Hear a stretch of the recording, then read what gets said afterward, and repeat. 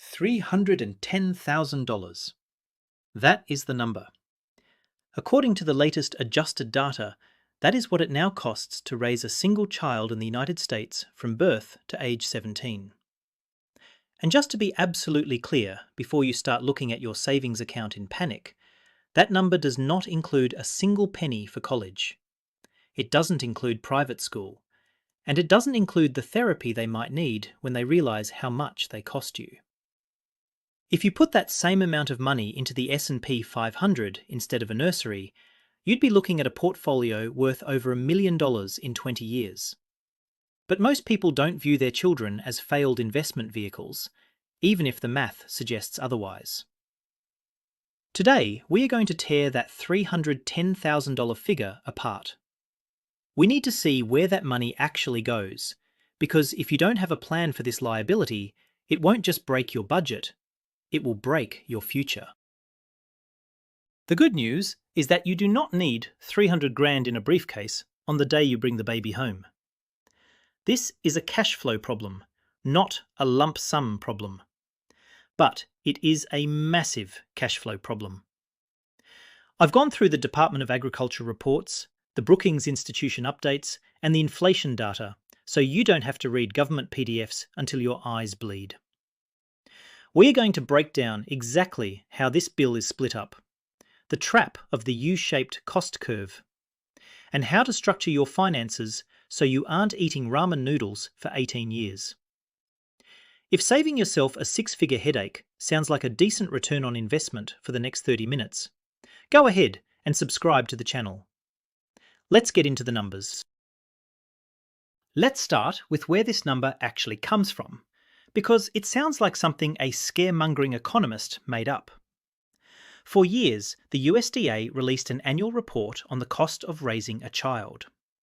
The last full, deep dive report they did was back in 2015, which put the cost at roughly $233,000. That feels quaint now, doesn't it? Back then, eggs didn't require a financing plan.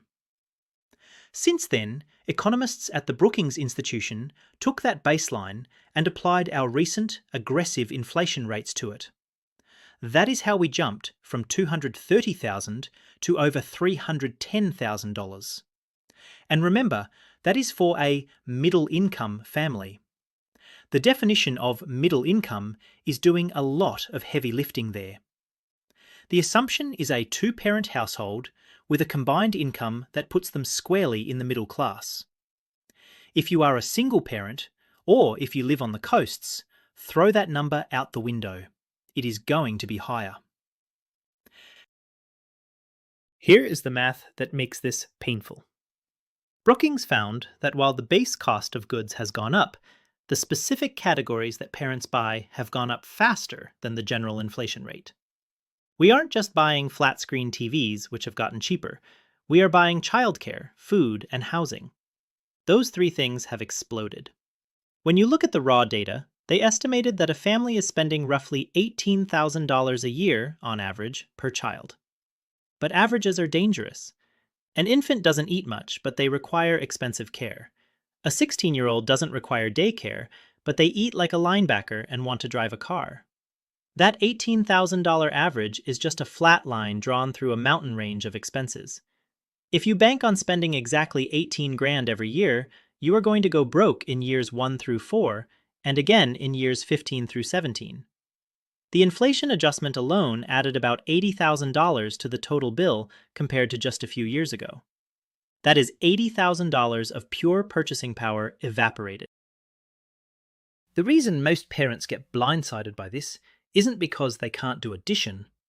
It is because of how we compartmentalize money. We tend to think of child costs as the things we buy specifically for the kid. Diapers, toys, tiny shoes that they wear once. We look at those receipts and think, oh, I'm only spending $200 a month on this kid. I'm beating the system. We ignore the marginal costs. We ignore the fact that the grocery bill crept up by 30%. We ignore the extra gas used driving to soccer practice. We ignore the fact that we kept the house a little warmer in the winter. The $310,000 figure captures all of that invisible spending. It's the slow leak in your tyre that you don't notice until you are driving on the rim. We fail to plan for this because the expenses are hidden inside our existing lifestyle bills. You don't get a separate invoice at the end of the month titled Child Maintenance Fee. It just looks like your life got more expensive. So, the first step in the protocol is acceptance. Stop trying to argue with the $310,000 number. You might be frugal. You might have hand-me-down clothes. You might think you can beat the average. And you might. But for planning purposes, you should assume you won't. It is much safer to plan for a $300,000 liability and end up spending $250,000 than to plan for $200,000 and get hit with the full bill. Treat this number as your baseline budget.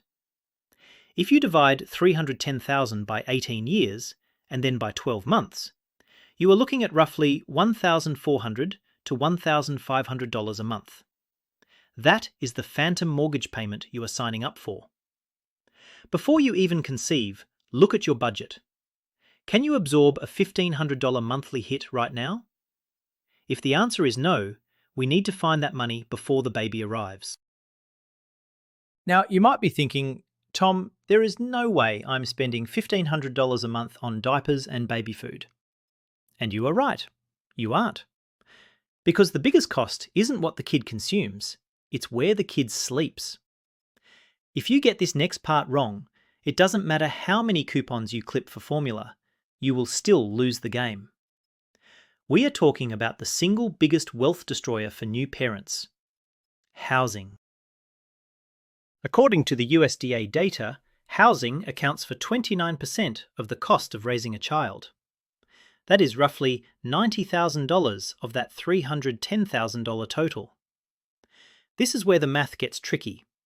A child does not buy a house, you buy the house. But the cost is attributed to the child because of the extra space. It is the difference between the one-bedroom apartment you could live in as a couple and the three-bedroom house you feel compelled to buy because you need a nursery and a yard. That delta, the difference in mortgage, property tax, utilities, and maintenance between the home you need and the home you want for your family, is the cost of the child. In high cost of living areas, this number is easily double the average.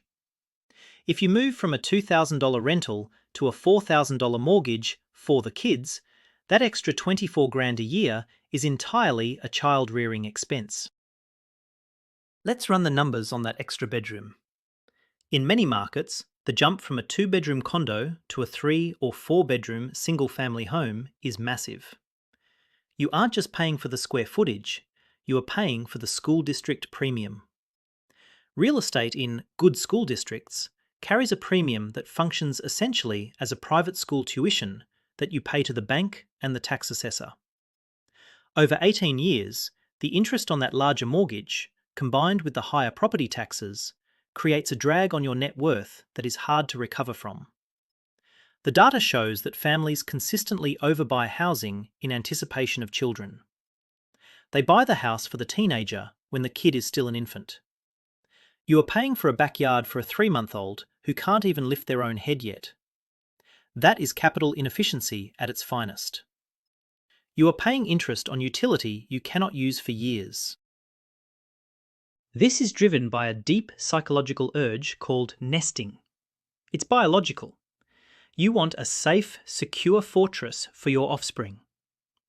Marketing agencies know this. Real estate agents know this. They sell you the vision of the child playing in the yard, the specific paint colour in the dedicated nursery. They don't sell you the vision of the crib in the corner of the master bedroom for the first year, which is the reality for many people. We conflate good parenting with providing real estate. We feel guilty if we don't provide the perfect environment immediately. This guilt is expensive. It leads us to stretch our debt-to-income ratios to the absolute limit, right at the moment when our expenses are about to become the most unpredictable. We lock in a high fixed cost, the mortgage, leaving us zero flexibility when the variable costs of the child start hitting our bank account. So what is the solution? It's not glamorous, don't move. At least, not yet. The most powerful financial move you can make as a new parent is to stay in your pre-baby housing for as long as physically possible. A baby does not need a wing of the house. They need a bassinet and a noise machine. If you can stay in your smaller, cheaper apartment or home for the first 3 to 4 years, you can bank the difference. You save that housing premium during the years when childcare costs are highest. We will talk about childcare in a minute, but spoiler alert, it's brutal. By keeping your housing cost fixed and low, you create the cash flow margin to pay for daycare. Only move when the child actually physically requires the space, or when school districts become relevant, which isn't until age 5 or 6. Delaying that housing upgrade by 5 years can save you $50,000 to $60,000 in interest and taxes. That alone covers a huge chunk of the total cost. If housing is the silent killer of your budget, this next category is the loud, screaming one. It creates a specific financial crisis that hits you the moment you return to work. For many families, this expense is actually higher than their rent. We are talking about the black hole of the American economy, childcare. And the scary part? The $310,000 estimate might actually be too low here. Childcare and education make up about 16% of the total cost, or roughly $50,000. But here is the trick. That cost is not spread over 18 years. It is concentrated almost entirely in the first 5 years. It's front-loaded. In many cities, full-time infant daycare is running $1,500 to $2,000 a month. I've seen numbers in major metros closer to $3,000. That is $24,000 to $36,000 a year post-tax. To pay for that, you might need to earn $40,000 or $50,000 pre-tax. Think about that.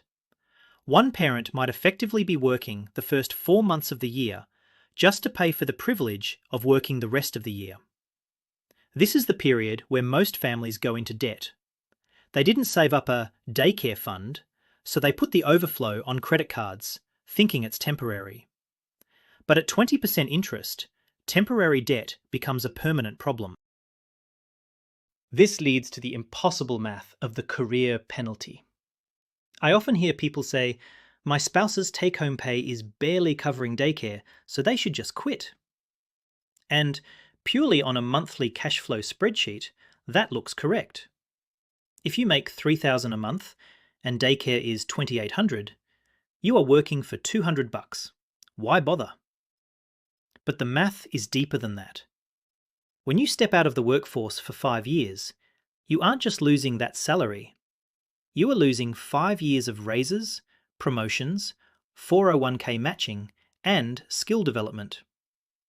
The cost of re-entering the workforce at age 35 with a 5-year gap is massive. Studies show this career break can cost a family hundreds of thousands of dollars in lifetime earnings. So sometimes, paying for daycare is a loss leader. You are paying a premium now to protect your future earning potential. It's an investment in the career, not just babysitting. You have to run the long-term numbers, not just the monthly ones. There is a psychological trap here where we think the government will help us. We hear about child tax credits and dependent care FSAs, and we assume there is a safety net. The reality is much thinner. In the US, the dependent care FSA allows you to set aside $5,000 pre-tax. That's it, $5,000. If daycare costs $20,000, the first 5 is tax advantaged, and the next $15,000 comes out of your pocket with zero help. The child tax credit helps, but it's a drop in the bucket compared to the actual expenses. People budget assuming these credits will offset the cost, but they usually just offset the cost of diapers and wipes. They don't touch the tuition. Relying on tax policy to save your budget is a strategy for disappointment. You need to view these credits as a nice bonus at tax time, not a foundational part of your monthly survival plan. The solution here is what I call phase budgeting. You cannot have one budget for your life anymore. You need a Phase 1 budget, ages 0 to 5, and a Phase 2 budget, ages 6 plus.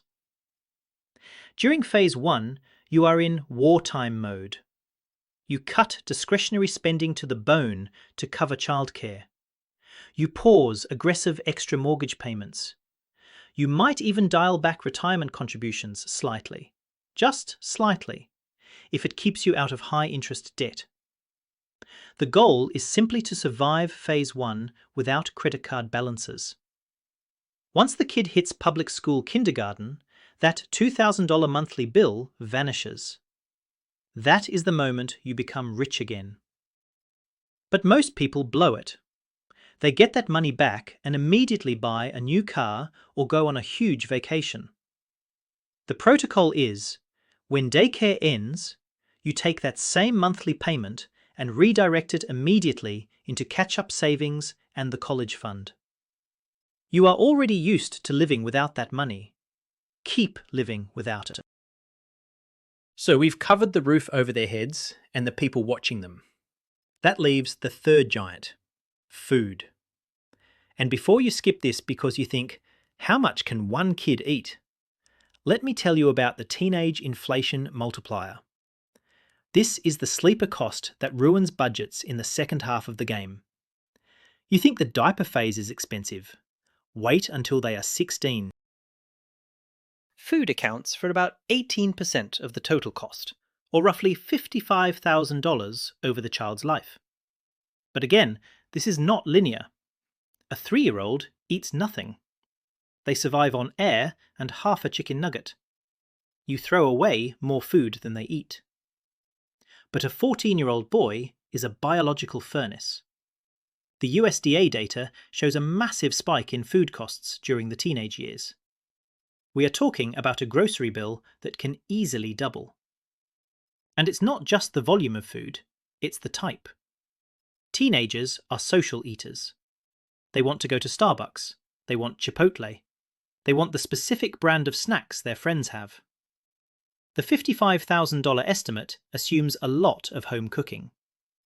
If your lifestyle relies on Uber Eats and convenience foods, you can go ahead and double that number to 100 grand. Convenience is the most expensive item on your grocery list. We often lump transportation in with general costs, but it belongs right next to food as a variable expense that explodes later. The USDA allocates a chunk of money here for gas and insurance. When your kid turns 16, your auto insurance premiums don't just go up, they go vertical. Adding a teen driver can increase your premiums by 100% or more. Then there is the car itself. Even if they drive a 20-year-old beater, you are paying for repairs, gas and tyres. This is the Phase 3 of the budget, the teen years. While you aren't paying for daycare anymore, you are paying for insurance, club sports, travel teams, band trips and endless groceries. The Brookings table shows annual expenditures hitting the $25,000 range in these later years. The relief you felt when they started kindergarten? It's gone. The costs just changed shape. The danger in these middle and later years is lifestyle creep. When the kids are babies, the expenses are non-negotiable. You have to buy diapers. You have to pay for care. But as they get older, the expenses become discretionary, and that is harder to control. It starts with everyone else has an iPhone, and ends with a $2,000 trip to Disney because we need to make memories. We justify this spending because we love our kids, and we want them to have a normal childhood. But normal has become incredibly expensive. Marketing is targeted directly at your children now, bypassing you. They are the sales agents inside your house, lobbying for the latest tech or the trendiest sneakers. If you don't have a strong psychological defense against this, if you can't say no without feeling like a failure, the $310,000 estimate is going to look like a bargain compared to what you actually spend. The fix here is a concept economists call consumption smoothing. It means you need to flatten the peaks and valleys. When you are in the cheap years, that golden window between age 5, kindergarten starts, and age 12, before the teen appetite and driving kick in, you need to stockpile cash. Do not absorb that extra cash flow into your lifestyle. Create a teen sinking fund. It sounds ridiculous to save for your 10-year-old's car insurance, but that is exactly what you need to do. If you can set aside $200 a month during those elementary school years, you will have a war chest ready for when they need braces, a laptop, and a prom dress. The goal is to avoid getting hit with these costs out of your monthly operating budget. Prepay the teenage years while they are still playing with Lego. It's the only way to prevent the late-stage budget shock. Now we have to address the lie. The big one. The one that makes that $310,000 number feel almost fraudulent. We have spent nearly 30 minutes talking about raising a kid, and we haven't spent a single dollar on the one thing that keeps parents up at night: college. This is where the plan usually falls apart. I need to repeat this because it is crucial. The Brookings and USDA estimates stop at age 17. They assume your financial obligation ends the day the kid blows out the candles on their 18th birthday. In the real world, that is laughable. If you plan to help with university, you are looking at a separate, additional 6-figure liability. In-state public universities are averaging $25,000 to $30,000 a year for tuition, room, and board. Private schools? You're looking at $80,000 or $90,000 a year. That means the true cost could easily double from $300,000 to $600,000, depending on where they go to school. This is a massive optional liability that sits on top of the mandatory ones. It's the second mountain you have to climb right after you finish the first one. Here is the controversial take: you might not be able to pay for it. And that is okay. The rule of thumb is retirement before college. You can borrow money for a degree. You cannot borrow money for your retirement. Do not sacrifice your 401k match or your own financial stability to fund a 529 plan. The best gift you can give your child is not a debt-free degree. It is a financially independent parent who won't need to live in their basement at age 75. If you have to choose yourself. I know that sounds selfish, but if you go broke paying for their tuition, you become their financial burden later. It's a net loss for the family system. Prioritize the $310,000 daily expenses. Secure your retirement, and then, and only then, tackle the college fund with whatever is left. If that means they go to community college for 2 years, so be it. Before we wrap up, there is one non-negotiable don't go broke move: insurance. When you have a kid, you are no longer the main character in your movie. You are the support structure. If the support structure breaks, the whole building falls down. You need term life insurance. Not whole life, not universal life. Those are expensive products sold by salespeople. You need cheap, boring term life. 10 to 12 times your annual income. It costs the price of a pizza per month. If you die without it, your family's financial plan goes from tight to catastrophic. Also, look at disability insurance. You are more likely to get injured and unable to work than you are to die young. Protecting your income stream is more important than picking the right stroller. Do this today. It's the baseline requirement for entering the game. I want to end on a reality check. Hearing $310,000 is terrifying. It sounds impossible. But remember, you don't pay it all at once. You don't walk into the hospital and hand them a check for $325,000. This is an 18-year payment plan. It's $1,700 a month. That is a lot, but it is manageable if you structure your life around it. Most of you are already spending that money on things that don't matter as much to you as a child would. You might drive a cheaper car. You might live in a slightly smaller house. You might vacation in state parks instead of Europe for a decade. That is the trade. The data says kids are expensive, but it also says that parents find a way to make it work. We adapt. We reprioritize.